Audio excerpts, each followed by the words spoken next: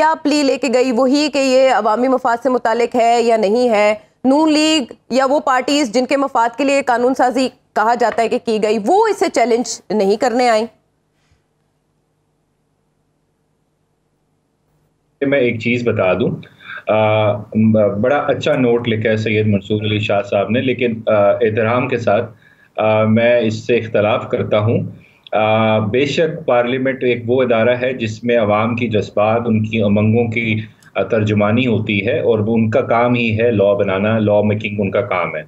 लेकिन उसके साथ साथ अगर पार्लियामेंट आईनी जो उसकी हदूद हैं उनको उनसे तजावज़ करता है या आइन के ढांचे के ख़िलाफ़ कोई कानून बनाता है, तो बिल्कुल सुप्रीम कोर्ट के पास पावर है, हमारे आइन में दी गई है, आर्टिकल 8 से निकलती है, वो उसको गैर आइनी डिक्लेयर कर सकता है अगर कोई भी ऐसा कानून बनेगा जो आइन से मुतसादिम होगा।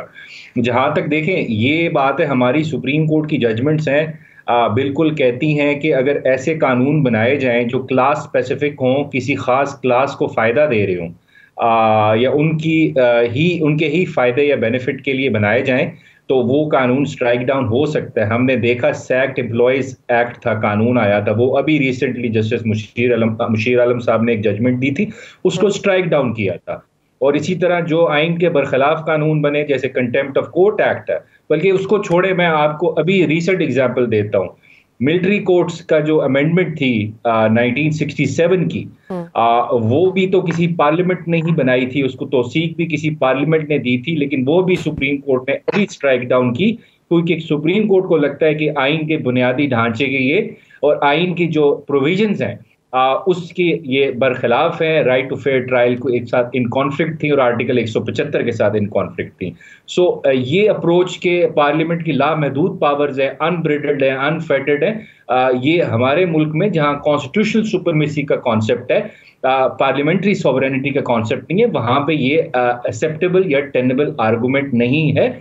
मेरी नज़र में। और जहां तक देखें, ये तो कानून आपको भी पता है, मुझे भी पता है, बनाया क्यों गया था, खास कुछ शख्स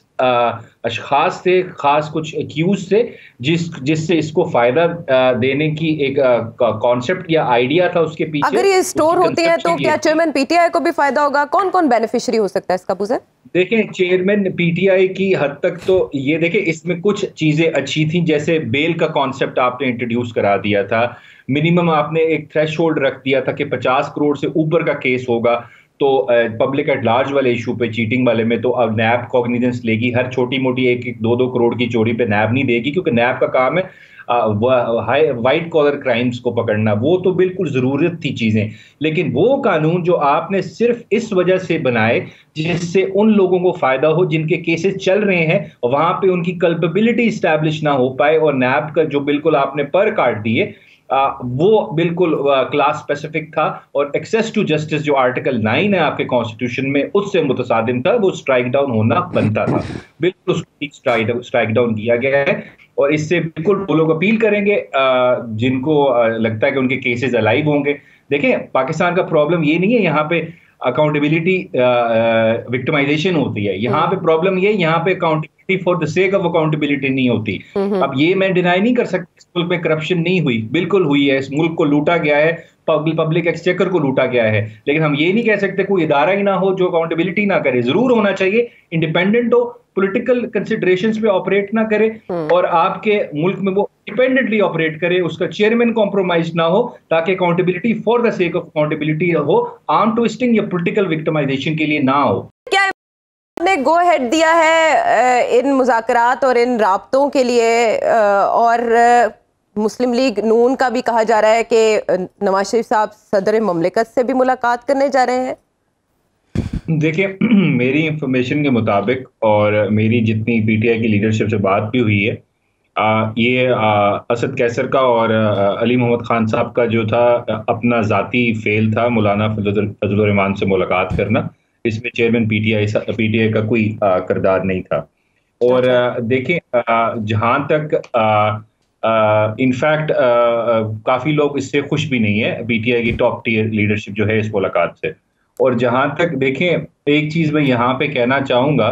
देखें, ना मैं इस पोजीशन में हूँ, ना आप इस पोजीशन में, और ना इस मुल्क का कोई इदारा इस पोजीशन में है कि वो किसी को यहूदी लॉबी का एजेंट कहे। इसलिए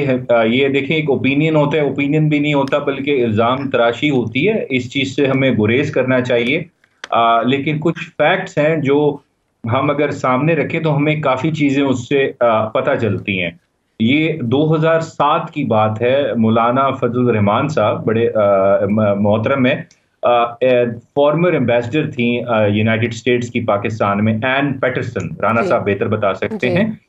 उनसे मुलाकात थी उनकी, और 2011 में उस मुलाकात के बारे में कुछ विकीलीक्स केबल्स लीक होती हैं। उसमें मौलाना फजल रहमान साहब ने जो फरमाइश की थी उनसे, उन्होंने कहा था votes are up for the cell,